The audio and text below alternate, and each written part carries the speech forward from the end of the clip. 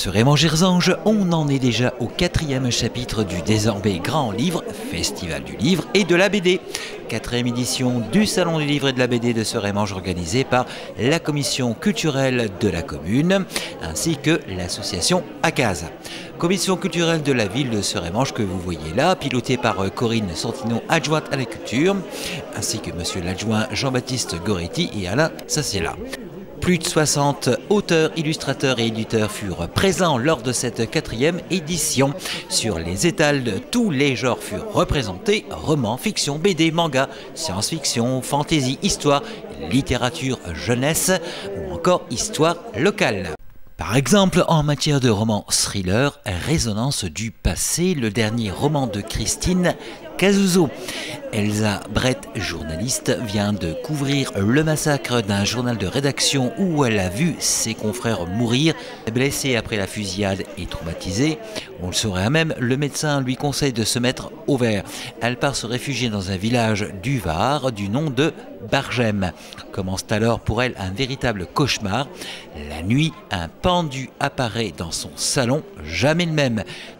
Le jeune ou moins jeune public, comme moi, a eu les primeurs des dernières aventures de Luc Villemer de Christian Barthes, mais aussi les œuvres d'Alain Blomélon, les éditions Nat, Olivier de Paris, ou encore l'auteur Ferrette pour La Petite Porte.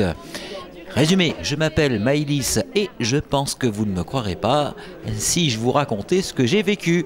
Était-ce une bonne chose? Je ne sais pas. Aurais-je dû fermer les yeux, ne rien tenter ou aller jusqu'au bout? Et pourtant, comme moi, vous auriez tout fait, tout. Laissez-moi vous conter mon histoire. Alors, vous êtes prêts? Eh bien, il faut acheter l'ouvrage si vous êtes prêts. Pour continuer cette aventure, originalité supplémentaire, une édition spéciale dyslexique a été mise sur presse. Les aventures de Mousticha également, édition art majeur, texte de Nanoul. Bébé Mousticha profite d'une fenêtre ouverte à la ferme de Ginette pour s'introduire dans la maison. Et là, plein d'aventures les attendent. Cet album interactif pour les enfants de 3 à 10 ans vise, comme les 3 précédents, à les sensibiliser sur les accidents domestiques. En matière de romans, récits et BD, histoire locale, Le sang des pommes, récit historique d'une bataille messine de Charles Ancet. La rivalité entre Nancy et Metz ne date pas d'hier, ni même d'avant-hier pour déterminer qui des deux aura le droit de se dire capitale de la Lorraine.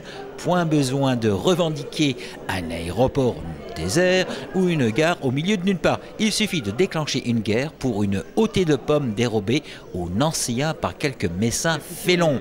Une vraie guerre avec pillage, destruction, affrontements sanglants et fortunes diverses et, comme dans toutes les guerres, quelques innocents que l'on envoie au front pour défendre l'honneur des puissants. En matière d'histoire locale, le photographe et poète Pascal Kwiatkowski vient d'éditer son dernier livre photographique Sidérurgie, mémoire en lumière aux presses littéraires.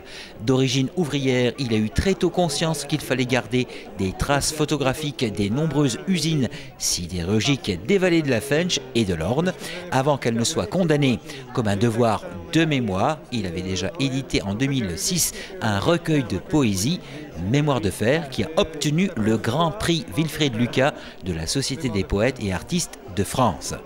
Toujours en matière d'histoire locale et on ne peut plus actuelle, Marc Olénine qui vous invite à faire connaissance avec Godefroy Q, 3 petits points. Godefroy Q, c'est Godefroy de Bouillon, le chef de la première croisade contre les Sarrasins. Il n'aime pas en effet les Arabes. Godefroy Q, c'est aussi Froid Q, autre nom de cette cité qui porte le nom d'une héritière des devins d'elle sacralisés, Sainte Ségolène. Il y a quelque chose à voir avec l'histoire de la sidérurgie. Godefroy Q, c'est l'archétype de ces dictateurs populistes qui fleurissent en Europe et dans certaines communes françaises.